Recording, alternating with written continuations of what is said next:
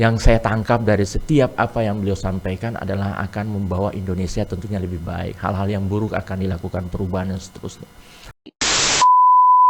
Setiap 5 tahun persoalannya selalu dinaikkan. Ya, artinya ini adalah dari pihak lawan.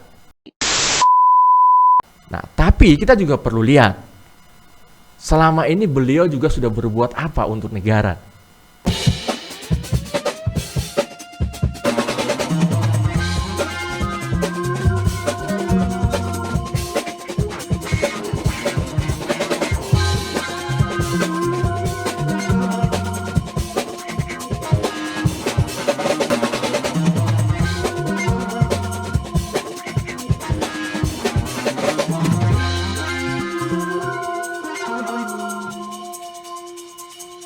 Selamat datang di Stumats, studio penuh manfaat, dan tema perbincangan kita kali ini cukup berat, agak risky gitu. Tapi bagaimanapun saya berharap perbincangan hari ini dapat membawa edukasi, informasi yang salah menjadi lurus, terus yang paling penting adalah tidak terjadi disintegrasi, tidak terjadi perpecahan, dan Indonesia semakin sejahtera, semakin maju. Jadi tema perbincangan kita kali ini terkait dengan Pesta Demokrasi Pemilu 2024, dan sudah hadir hari ini beliau adalah Rektor Universitas Kutai Kartanegara. Profesor, selamat datang. Terima kasih. Assalamualaikum warahmatullahi wabarakatuh. Selamat. Waalaikumsalam warahmatullahi wabarakatuh. Prof, ini memang biasanya kalau ngobrol di podcast kan banyak ketawa. Saya nggak tahu kalau episode kali ini saya bakalan bisa ketawa atau enggak, karena temanya berat. Tadi sebelum mulai itu aku udah tunjukin ke Gepin, ini daftar pertanyaanku. Jadi porsi pertanyaanku hari ini harus berimbang. Oh, gitu. ya. Bisa? Ya. Oke, kita mulai. Boleh, jangan berat-berat. Oke, Prof. Ya. 60% sekarang Ya. pemilih itu adalah milenial, Gen Z, anak muda, pemilih pemula, 60%. Ya. Dan suaranya diperebutkan. Ya. Dan akhirnya ruang publik itu, Profesor, rame. Kalau dulu warung kopi rame, ngomongin debat, ngomongin capres. Kalau sekarang ramenya di Instagram, di Twitter, di TikTok. Yang parah adalah saling serang, saling fitnah. Saya ingin melihat bagaimana sudut pandang Profesor sebagai akademisi melihat fenomena kejadian yang brutal yang ada di lapangan. Ya. Baik, ini menarik pertanyaannya nih terkait dengan kaum milenial, kaum Z yang harus benar-benar bisa mencermati hal ini dengan baik. Karena tadi sudah disampaikan bahwa pemilih kita hampir mendekati 60%. Dan kalau nggak salah saya 50% dari mereka itu adalah pemilih pemula. Nah, jangan sampai yang 60% ini justru percaya dengan berita-berita hoax. Seharusnya anak muda itu lebih cerdas. Anak muda itu harus bisa memilah mana yang benar dan mana yang tidak benar. Jadi kita berharap bahwa mulai sekarang sebelum menentukan pilihan, pelajari dengan baik berita yang ada untuk memilih siapapun, baik itu presiden, kemudian nanti calon legislatif, itu benar-benar harus cerdas, harus dipelajari, dibaca dengan baik, dibuka mata, telinga, rekam jejak siapa yang akan dipilih, sehingga nanti masa depan bangsa, terutama di 5 tahun ke depan, itu betul-betul bisa dipertanggungjawabkan siapa yang kita pilih. Jadi saya berharap bahwa jangan sampai dengan adanya pesta demokrasi terbesar di dunia ini, kita katakan seperti itu, karena 70% lebih penduduk Indonesia itu akan memilih masuk di dalam daftar pemilih tahun 2024. Dan harapan saya sekali lagi bahwa ya generasi muda kita harus cerdas untuk mencermati ya hal-hal yang ada saat ini, dan mohon sebenarnya jangan saling menyerang. Ungkapkan fakta dan data yang benar dan tidak mendiskriminasikan pada salah satu calon atau calon legislatif maupun calon presiden. Karena itu nanti dari ketiga calon ini akan menjadi pemimpin kita. Dan mereka ini semuanya adalah orang-orang yang menurut hemat saya menjadi pilihan kita. Jadi sekali lagi bahwa mari kita menghormati proses demokrasi ini dengan baik. Jangan diberitakan hak-hak yang hoax. Kemudian berikan edukasi juga kepada generasi-generasi muda yang lain sehingga kita itu patut dan mendapat penilaian yang baik lah, baik dari internal negara kita maupun dari negara-negara yang ada di luar sana. Mungkin seperti itu, Pak.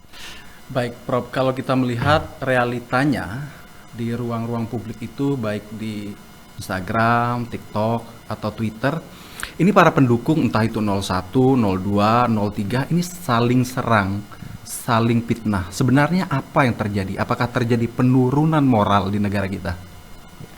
Jadi gini, kalau kita katakan juga penurunan moral mungkin tidak. Kalau menurut hemat saya gini, seharusnya kita sebagai orang-orang yang harus mendidik mereka itu memberi teladan dulu. Saya melihat bahwa ini yang paling ramai kan persoalan pemilihan presiden, Pak. Kalau legislatif mulai DPR pusat sampai bahkan sampai kabupaten kota tidak seramai pemilihan presiden, karena pemilihan presiden itu ada debat. Di sana ada publikasi yang luar biasa. Dan setiap orang itu biasanya ada pemilih-pemilih fanatik. Apapun kelebihan dari salah satu calon itu menjadi kurang baik menurut pandangan dia. Apapun yang dibuat oleh salah satu calon itu pasti akan di follow up. Kenapa? Karena mungkin mereka mau mencari elektabilitas dari seorang calon, bahwa kalau ini kita ungkapkan ternyata si A, si B ini itu punya, mohon maaf, sejarah yang kelam di masa lalu. Mungkin seperti itu. Dan ini seharusnya menurut hemat kami cukuplah menjadi rekam jejak. Kalau memang itu benar adanya. Tapi kan ini semua, saya ingin menggambarkan gini. Kalau kita coba masuk ke ranah presiden misalnya nomor 1, nomor 2, dan nomor 3. Mereka ini mulai dari nomor 1 misalnya. Saya sebut saja nomor 1 ini kan orang yang pernah duduk di menteri pada zaman Pak Jokowi dan pernah menjadi gubernur DKI Jakarta. Kemudian wakilnya pernah menjadi menteri dan juga sekarang menjadi ketua partai. Saya yakin mereka ini punya pengalaman, experience yang banyak. Yang nomor 2 pun demikian. Pak Prabowo aktif sangat di TNI. Kemudian beliau juga adalah bagian dari menteri pada saat itu. Tentunya beliau juga punya pengalaman yang banyak. Saudara Gibran misalnya. Saudara Gibran ini walaupun masih muda, beliau adalah seorang wali kota. Tentunya dia punya pengalaman dan juga punya kelebihan. Demikian juga calon yang nomor 3 misalnya. Pak Ganjar pernah di legislatif DPR pusat dan beliau saat ini menduduki sebagai gubernur. Kemudian Pak Mahfud, siapa yang tidak kenal, beliau sangat banyak pernah Mahkamah Konstitusi dan saat ini masuk di kabinet. Jadi sebenarnya ketiga calon presiden ini maupun wakil presiden, mereka punya kelebihan-kelebihan dan pengalaman-pengalaman menurut hemat saya cukup untuk menjadi pemimpin. Cuman saat ini yang perlu untuk kita cermati dengan baik dan seterusnya adalah siapa yang bisa cocok membawa Indonesia ini di tahun 2024 menjadi Indonesia emas gitu ya. Dan apa yang sudah dilakukan dari mulai Presiden Soekarno, kemudian Soeharto sampai di Presiden Habibie, kalau menurut hemat saya ini harus terus dilakukan peningkatan dan seterusnya. Artinya mulai Soekarno sampai Jokowi kita harus menghargai apa yang sudah dilakukan oleh presiden kita. Ini harus diberikan edukasi kepada generasi-generasi kita. Mereka jangan menyontoh hal-hal yang mohon maaf mendiskreditkan satu calon misalnya karena mohon maaf karena sakit hati atau pernah mohon maaf punya gesekan-gesekan tertentu pada saat mereka bergaul dan seterusnya. Artinya menurut hemat saya ini pesta demokrasi. Seharusnya kita lakukan secara baik, kita edukasi generasi muda kita, sehingga mereka ini nanti menjadi proses pembelajaran yang baik. Kalau saat ini mereka sudah 60%, itu artinya mereka sangat menentukan nasib pemimpin di masa yang akan datang. Kalau mereka melihat contoh-contoh yang kurang baik, saya khawatir nanti justru akan terjadi disintegrasi bangsa. Itu yang kita khawatirkan. Misalnya memilih karena kesukuan, memilih karena keagamaan, memilih karena warna kulit, memilih karena suku. Harusnya ini coba pelan-pelan untuk kita lihat seseorang dari sudut pandang secara komprehensif, bahwa dia layak dan pantas untuk menjadi pemimpin kita di masa yang akan datang, khususnya di tahun 2024. Baik, Prof. Ini saya memang sengaja penonton nggak menyela Profesor menjelaskan karena saya ingin pesan itu betul-betul sampai ke penonton kita hari ini. Karena podcast Too Much itu hampir 50%, jadi memang sudah disetting oleh tim Too Much adalah penontonnya adalah Kalimantan Timur dan Kalimantan Utara. 50% penontonnya adalah Balikpapan. Kemudian Samarinda dan kota sekitarnya. Profesor, tadi Profesor sudah mention nama-nama capres kita. Jadi supaya adil, saya ingin bertanya satu-satu, mulai dari 01 sampai dengan 03. 01 kita tahu di launch pada tahun sekitar 2015. Nama beliau masuk dalam Global Youth Leader yang digagas oleh Klaus Schwab dari Jerman, termasuk dengan Tom Lembong. Nama beliau kemudian naik di dunia, kemudian menjabat sebagai gubernur Jakarta, terus naik. Terus dengan majunya beliau sekarang, terus menggunakan politik identitas. Jadi gini, memang setiap caleg, memang setiap calon ini kan ada tim suksesnya. Dan menurut hemat saya ada kesepakatan antara seorang calon dengan tim suksesnya dalam membawa. Kalau Pak Anies ini, kalau saya lihat kan gaungnya adalah perubahan. Tentunya saya bukan tim sukses beliau, gitu ya. Yang saya tangkap dari setiap apa yang beliau sampaikan adalah akan membawa Indonesia tentunya lebih baik. Hal-hal yang buruk akan dilakukan perubahan dan seterusnya. Dan yang sangat drastis sebenarnya yang disuarakan oleh Mas Anies adalah yang seringkali menjadi sering didengungkan adalah masalah yang terkait dengan ibu kota negara Nusantara.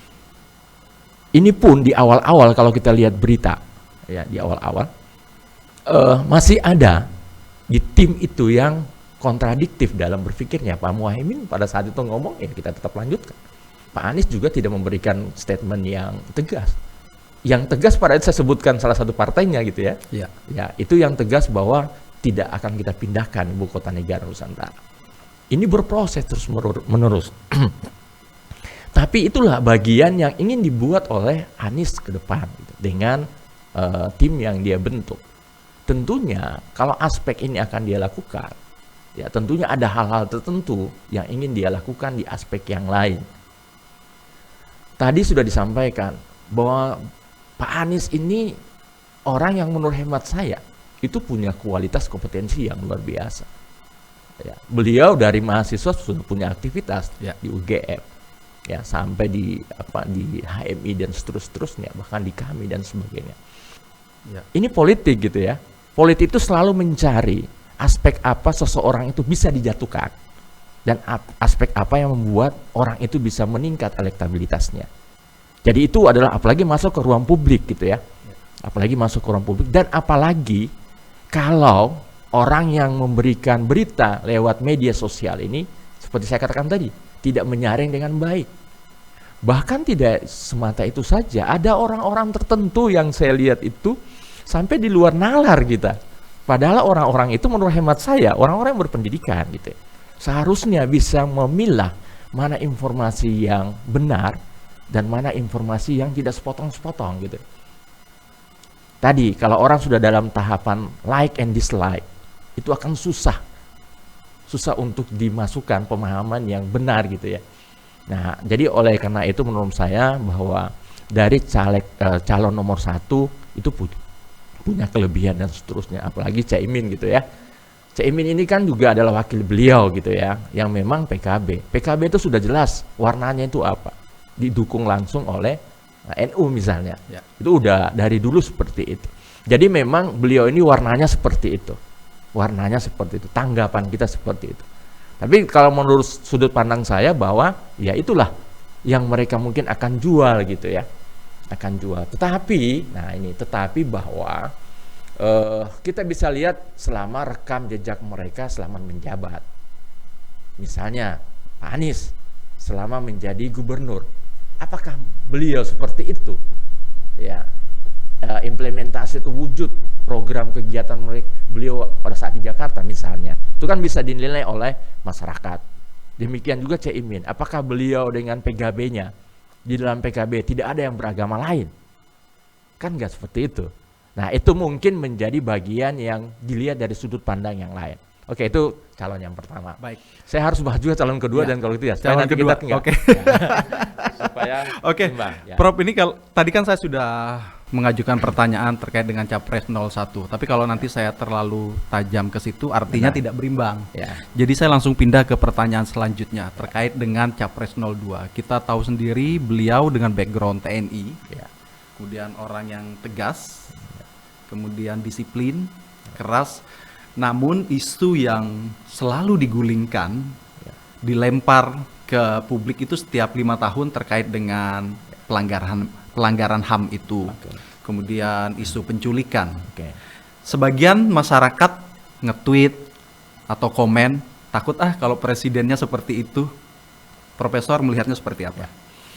Ya, jadi gini, saya sering sampaikan bahwa tidak ada seorang pun, kalaupun itu tersuci, ya, yang suci di permukaan bumi ini. Siapa saja, mau calon 1, 2, dan 3 pasti punya kesalahan. Misalnya kalau itu terbukti. Ya. Nah, kita kembali ke Prabowo lah, kita sebut beliau itu. Prabowo ini kan di zaman beliau menjadi aktif di TNI pada zaman Pak Harto, yang mertua beliau. Pada zaman Pak Harto mau jatuh, digantikan oleh Pak Habibie, itu sangat hangat. Bagaimana suksesi presiden kita pada saat itu. Kemudian dalam perjalanannya dan di sidang di mahkamah dan seterusnya gitu ya. Dan itu sudah berproses. Dan sampai saat ini, ya sampai saat ini beliau ya dinyatakan oleh negara kita, dinyatakan bahwa dari berita-berita yang kita dengar, ya beliau itu posisinya pada saat itu melakukan hal-hal sesuai dengan perintah negara. Artinya dalam rangka untuk menjaga keamanan dan kondusivitas negara kita pada saat itu. Nah, sekarang begini, tadi sudah disampaikan, setiap 5 tahun persoalannya selalu dinaikkan. Ya, artinya ini adalah dari pihak lawan. Dari pihak lawan. Ini adalah salah satu cara untuk menjatuhkan beliau. Dan harus hati-hati, ya menurut pesan dari pihak lawan, hati-hati memilih beliau misalnya dari sudut pandang si lawan. Nah, tapi kita juga perlu lihat, selama ini beliau juga sudah berbuat apa untuk negara. Tentunya kita juga harus balance melihat seseorang gitu ya. Saya selalu melihat bahwa orang itu punya masa kelam, tapi dia punya juga masa berjaya dan masa keinginannya untuk merubah apa yang selama ini menjadi kesalahan misalnya. Itu kita harus juga beri kesempatan. Misalnya, kalau itu terbukti. Tapi beliau saat ini membantah bahwa itu adalah terbukti. Kalaupun terbukti, beliau seharusnya sudah dihukum. Itu yang beliau sering ungkapkan. Dan beliau sering sesalkan kenapa ini setiap 5 tahun dimunculkan. Tapi kan saya yakin beliau sudah tahu bahwa dimunculkan itu pasti untuk menjatuhkan elektabilitas beliau. Nah, kemudian saya ingin lanjut.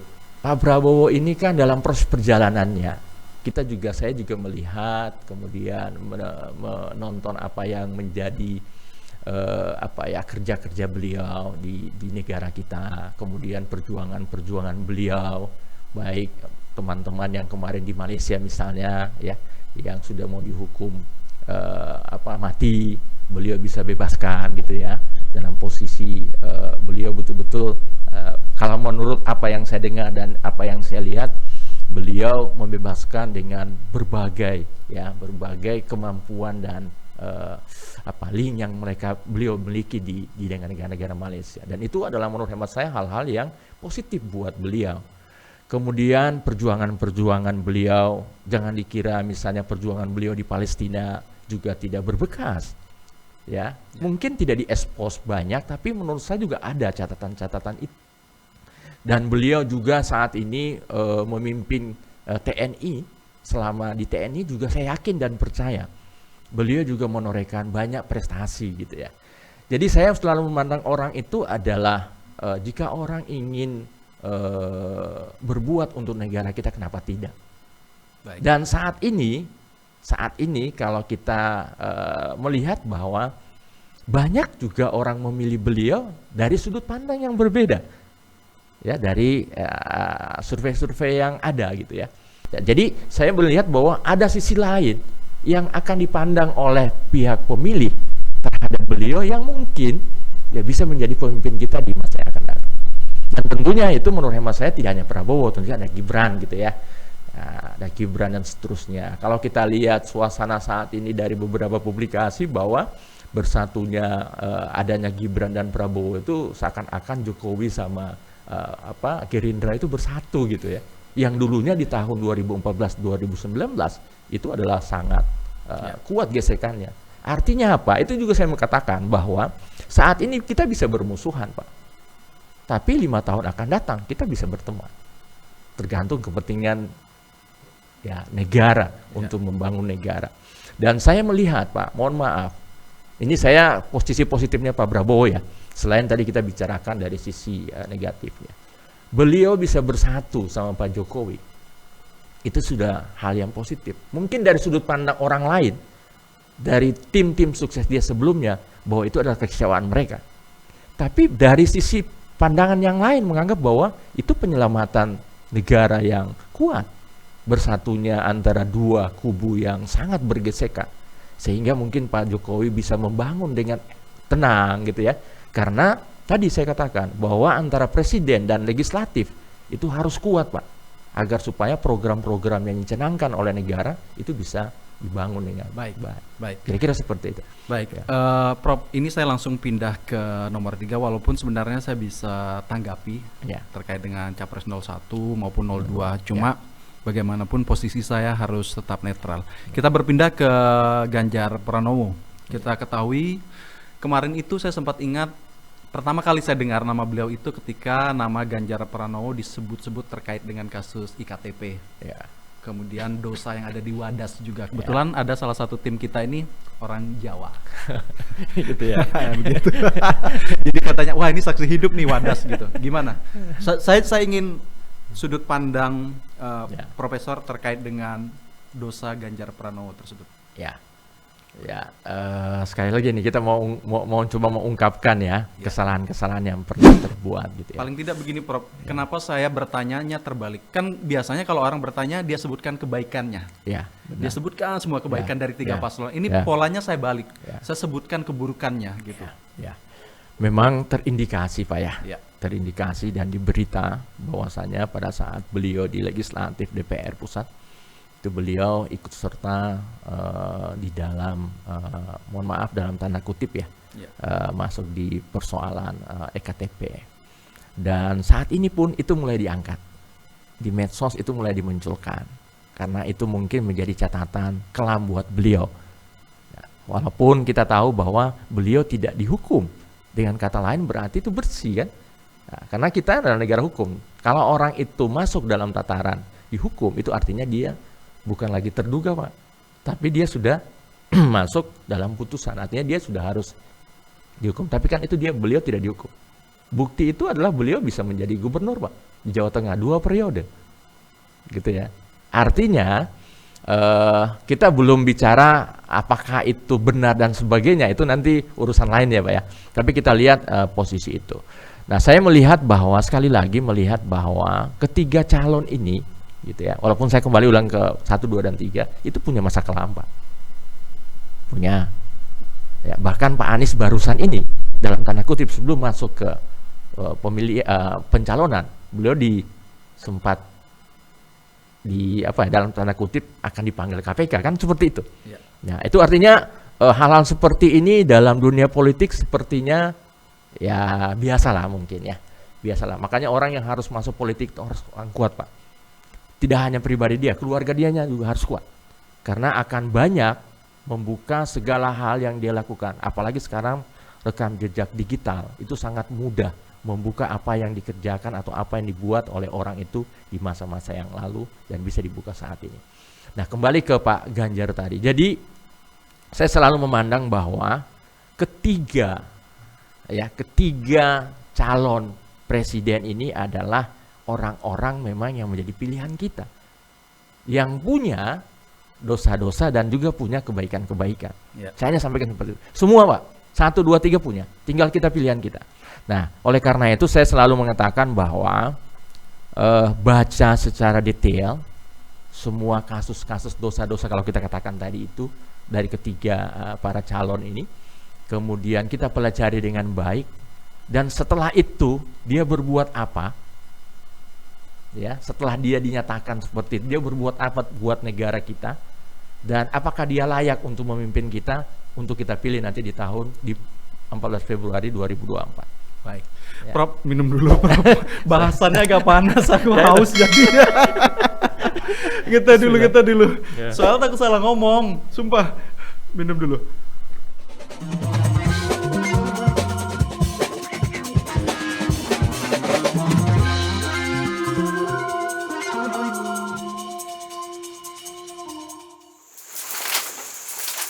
Kak, bangun sekolah.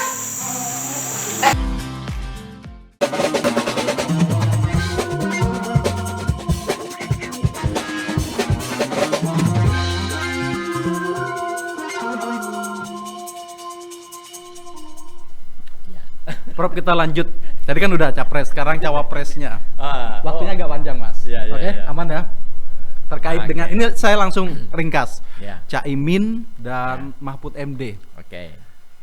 Minum dulu, Prof. Ya, ya itu tadi ya. Semua wakil presiden saat ini itu adalah, mohon maaf, di bawah kepemimpinan Pak Jokowi, Pak. Iya, betul. Baik Pak Muhaimin, Pak Mahfud MD maupun Saudara Gibran. Iya. Ya, gak usahlah kita ngomong Saudara Gibran, itu anak beliau, Pak. Nggak bisa kita hindari. Nanti Gibran dia ada pertanyaan khusus, Prof. Oke, baik. Cukup Nah, dua aja dulu. Sekarang bagaimana Pak Caimin sama Pak Mahfud? Memang idealnya bahwa jika Caimin dan Pak Mahfud itu akan menjadi calon wakil presiden, mereka keluar saja dari kabinet yang ada saat ini atau dari koalisi yang ada saat ini. Karena putusan-putusan kemudian tindakan-tindakan yang saat ini, suka atau tidak suka, mereka termasuk diikutkan di dalamnya. Benar. Contoh kasus, kenapa Caimin itu pada awal itu sebenarnya menjaga betul bahwa IKN itu tetap kita lanjutkan, karena beliau adalah bagian dari orang yang hadir di ibu kota negara Nusantara pada saat itu gitu ya. Ya, dan partainya mendukung penuh. Kan seperti itu. Bagaimana dengan Pak Mahfud MD? Beliau itu Pak pada saat acara di ibu kota negara Nusantara dengan Pak Menteri PUPR hadir pada saat, dan kami diundang pada saat beliau ada di situ. Profesor hadir di sana. Hadir pada saat itu. Ya. Jadi menurut hemat saya memang agak sulit kalau Pak Mahfud maupun Pak Caimin untuk menyala-nyalakan ya program pembangunan yang dilakukan oleh Pak Jokowi saat ini, karena mereka adalah bagian dari itu.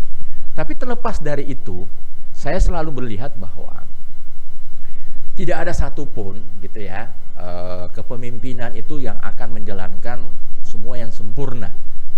Pasti ada sisi-sisi kelemahannya. Cuman mungkin yang perlu untuk selalu kita lakukan adalah mencoba untuk menjaga keseimbangan. Kalau Pak Mahfud misalnya mengomentari tentang, mohon maaf, terkait dengan keamanan, pengadilan, kemudian putusan hukum dan sebagainya, kesalahan-kesalahan izin tambang yang, mohon maaf, yang saat ini banyak yang koridor di kita, kan itu adalah bagian dari beliau yang harus lakukan. Sehingga itu sama dengan menampar beliau sendiri gitu ya. Ini dari sudut pandang yang bisa kita lihat, kan begitu ya. Sama dengan Pak Caimin demikian juga, Kalau beliau banyak mengomentari sesuatu yang terkait dengan tenaga kerja, misalnya transmigrasi, kan beliau adalah mantan menteri di situ, yang harus memperbaiki itu. Artinya apa? Ini artinya bahwa mereka sulit akan keluar ya dari persoalan-persoalan yang didiskusikan tadi, karena merupakan bagian dari itu. Nah, kalau kita bertanya kenapa mereka tidak seharusnya keluar dari awal, ya tanyakan kepada mereka, Pak. Kalau yang saya lihat saat ini kan Pak Mahfud sudah semakin gelisah karena Pak Ganjar udah nyampaikan seharusnya udah keluar, dan itu sudah kesepakatan mereka. Tapi kan sekarang di publik itu semakin ramai, Pak. Kalau keluar sekarang nggak ada, kayaknya nggak pas sudah gitu. Gitu kan? Soalnya saya tuh pengen ngomong ada gitu yang lagi rame, cuma saya nggak bisa, saya tahan. Oh gitu. Oke, Ya. Prof. Ini yang terakhir, kenapa saya beri pemisah? Ya. Karena dia muda, Oke. kemudian dia viral. Tapi bola panas terus yang selalu digoreng terkait dengan MK, tidak beretika. Ya inilah ya, saya sebenarnya penganut yang tidak boleh mengeluarkan kata-kata yang berlebihan kepada seseorang. Ya. Ya, Ini ya. karena Ya. saya mengutip. Betul, saya paham. Ya. Tidak apa-apa. Itu kan memang di media, Ya, di medsos betul. seperti itu. Ini sebagai edukasi buat masyarakat lah, masyarakat bahwa kita itu sebenarnya syukur-syukur apa yang kita ucapkan itu benar adanya. Ya. Ya. Sekarang kita mau menilai tadi satu catatan bahwa orang yang tidak beretika, ya tidak beretika. Saya terus terang aja mengikuti itu ya. Saya tidak tahu dari mana pandangan dinyatakan bahwa misalnya Mas Gibran itu tidak beretika. Menurut hemat saya itu sangat apa ya? Tergantung dari sudut pandang orang lah. Karena orang itu bisa ya dari gestur, kemudian dari cara berdialog, dari cara bertemu, menyapa dan sebagainya, itu standarisasi mereka itu bisa terkategori beretika atau tidak itu masih sangat bisa diperdebatkan. Mungkin yang masyarakat lihat terutama yang tidak beretika pada saat dialog. Tapi kalau kita lihat juga baik di pihak yang lain sama saja. Saya melihat seperti itu gitu ya. Cuman kan yang mau didengungkan ini yang mana? Ya. Yang mau dijual ini yang mana? Gitu ya. Kemudian terkait dengan tadi sudah disinggung menyangkut MK dan seterusnya. Memang ini sedikit hal yang agak sedikit sensitif, Pak. Karena banyak orang yang merasa gerah ya dengan diloloskannya Gibran masuk ke calon wakil presiden. Karena dianggap umur beliau belum cukup. Kan seperti itu yang di MK itu. Tetapi ternyata putusan MK ya dengan menambahkan narasi tertentu beliau bisa lolos. Artinya, Pak, sampai saat ini artinya negara mengakui beliau itu adalah calon wakil presiden. Kalau andaikan beliau itu dianggap tidak layak dan pas sesuai dengan tata negara, seharusnya beliau tidak boleh. Dan dalam proses pemilihan ini kita sudah memasuki tahapan yang sudah cukup jauh. Saya selalu berpikir bahwa ya udahlah kalau itu misalnya dianggap sebagai salah satu aspek yang menurunkan kualitas dalam tahapan pencalonan, pertanyaannya siapa yang salah ini? Gitu kan? Iya. Seharusnya ya negara harus tegas dong. Kalau memang itu dianggap tidak layak dan tidak pas dan tidak dibenarkan, ya harus dicegah dari awal. Apapun resikonya, Pak. Karena negara tidak boleh dikalahkan gitu ya. Oleh kepentingan-kepentingan, walaupun itu mungkin kepentingan Pak Jokowi atau siapapun. Jadi saya selalu menyatakan bahwa setiap proses yang sudah dilewati, itu it's okay gitu ya. Walaupun nanti silakan rakyat memilih gitu ya. Ya silakan rakyat yang memilih gitu. Jadi sekali lagi Pak Nardi, saya apa yang menjadi dalam tanda kutip penilaian terhadap si Gibran ini adalah sesuatu yang sudah terlewati, dan ini memang menjadi perbincangan yang sampai saat itu, gitu. Sampai saat ini kita hadapi. Ya, terlepas dari beliau adalah seorang, tapi hal yang saya mau narik dulu yang pemuda, Pak, anak muda. Nah, anak muda, beliau ini menjadi jualannya di situ kan, jualannya di situ. Memang kalau saya lihat anak-anak muda sekarang, Pak, itu mencari orang-orang yang mungkin bisa memimpin negara kita itu ke depan, bisa lebih memahami seperti apa perkembangan zaman saat ini. Saya selalu melihat bahwa cara-cara pendekatan untuk menggait apalagi milenial ini memang adanya di Gibran. Kalau saya lihat seperti itu, Pak. Karena beliau umurnya memang masih muda. Tidak bisa difanikan, tidak bisa dituakan kan beliau, Pak. Iya. Memang seperti itu. Dan jaringan-jaringan beliau selama menjadi anak presiden, ya itu kelebihan beliau lah. Karena tidak ada kita bantah bahwa beliau adalah ditakdirkan menjadi anak Pak Jokowi. Dan elektabilitas Pak Jokowi, kepuasannya di berita itu hampir 70%, Pak. Itu suka atau tidak suka mendongkrak beliau. Sebagian wilayah malah 82. Iya, ya, artinya orang puas dengan pekerjaan Pak Jokowi. Ya, orang ingin supaya apa yang dikerjakan oleh Pak Jokowi itu harus dilanjutkan. Kita tidak bisa salahkan rakyat, Pak, kalau itu dia pilih. Dan itulah dinamika pemilih. Kalau menurut saya pemilih ini kan raja, Pak. Rakyat itu adalah penentu.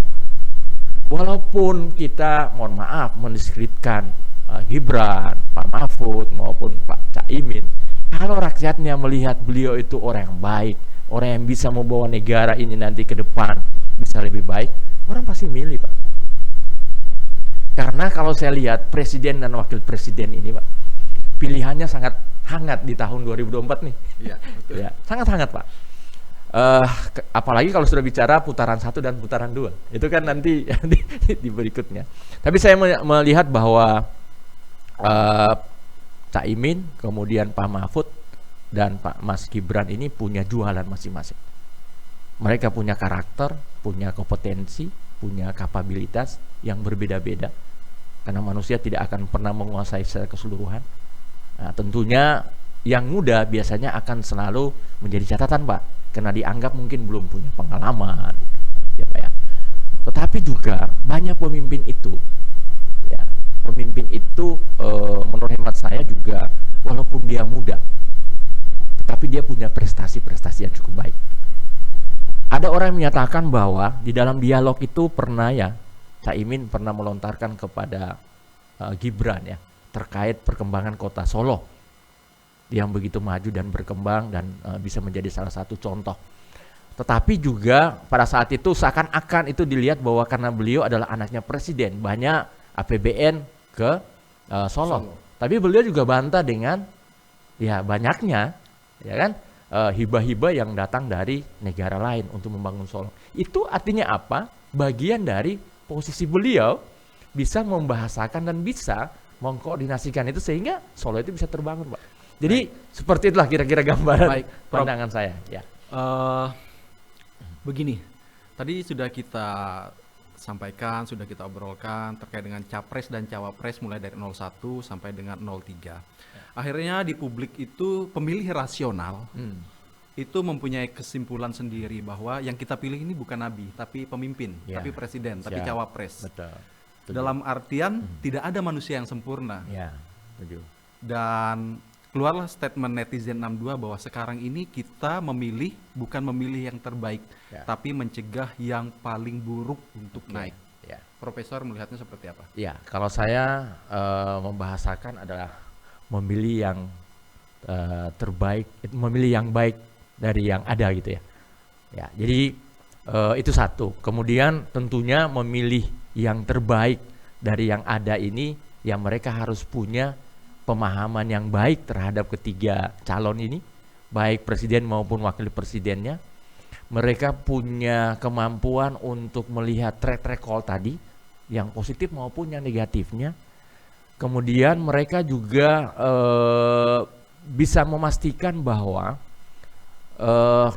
ketiga calon ini akan mengayomi ya semua provinsi yang ada 38 provinsi kita ya di negara kita ini, Kemudian kita juga bisa melihat bahwa apa yang di visi dan misi yang digaungkan oleh masing-masing para calon ini bisa memperkuat negara kita dan bisa membawa Indonesia emas di tahun 2045. Dan itu harus dipahami. Walaupun kita juga sudah sepakat bahwa untuk membawa negara ini maju bukan hanya ditentukan oleh seorang presiden, tapi dia adalah decision maker yang penting. Ya. Ini pertanyaan penting bahwa akhirnya kontestasi ini bermuara di pemilu nanti 14 Februari. Ya. Kalau kita melihat sistem pemilu kita, menurut saya pesta demokrasi di Indonesia itu yang paling baik. Semua mata negara-negara lain sedang tertuju pada kita. Bahkan mungkin belum ada sejarah presiden di dunia yang ketika rivalnya menjadi presiden, kemudian rivalnya yang satunya menjadi menterinya. Belum pernah terjadi, baru terjadi di Indonesia. Profesor melihat bagaimana dengan sistem pemilu yang ada di Indonesia. Sudah baikkah, sudah sehatkah, atau seperti apa? Ya, ya kalau sekarang kan didengung-dengungkan kita itu adalah demokrasi Pancasila, Pak ya. Tidak liberal maupun demokrasi untuk digabungkan. Cuman ada dalam proses perdebatan antara presidensial dengan parlementer gitu ya. Seakan-akan kita ini menggabungkan kedua aspek itu. Tidak tegas gitu. Tapi itulah Indonesia gitu. Dengan budaya, kemudian kepulauan yang begitu luas, masyarakatnya dengan beragam suku, agama dan seterusnya. Tapi yang paling penting di Indonesia itu, Pak, adalah pemilu berjalan secara damai, aman, walaupun terjadi gesekan horizontal, ya. Tapi di akhir, walaupun ada proses, mohon maaf, perdebatan dalam proses pemenangan, itu bisa diterima pada akhirnya. Sehingga saya melihat bahwa Indonesia ini sebenarnya memiliki pesta demokrasi yang bisa dicontoh lah mungkin ya oleh negara-negara lain, karena tadi saya katakan walaupun kita itu penduduknya banyak, negara kepulauan, kemudian partai politiknya banyak gitu ya, kemudian dengan suku ya yang sangat beragam, agama yang berbeda, tetapi kita bisa menyatukan diri. Nah, itulah Pancasila kalau menurut saya. Sehingga saya katakan bahwa ya pesta demokrasi ini sudah bagus dari sudut pandang saya, Pak ya, melihat fokus pada proses pelaksanaannya. Profesor, ini kita sudah terbatas waktu, memang luar biasa bahasan hari ini, Mas. Saya ketawa, biasanya saya banyak ketawa. Profesor, terima kasih karena sudah bersedia hadir di Stumats hari ini. Ya, sama-sama. Terima kasih banyak. Saya berterima kasih bahkan diundang ke sini. Ya, bisa diskusi, bisa memberikan edukasi, mudah-mudahan ada manfaatnya ya. Baik, buat masyarakat kita, terutama pemuda yang 20-30 tahun. Baik. Jadi teman-teman, itu perbincangan kita dengan Profesor Raden Ince. Beliau merupakan Rektor Universitas Kutai Kartanegara. Saya berharap obrolan kali ini dapat membawa informasi, terus meluruskan yang salah, terus menepis hoax, terus semakin mempererat persatuan dan kesatuan kita sebagai bagian dari bangsa Indonesia. Dan ingat, 14 Februari untuk datang ke TPS dan memilih, dan tentunya memilihlah dengan hati nurani untuk Indonesia yang sejahtera. Saya Halib Sardi, sign out. Prof, silakan minum, Prof. Oke, terima kasih.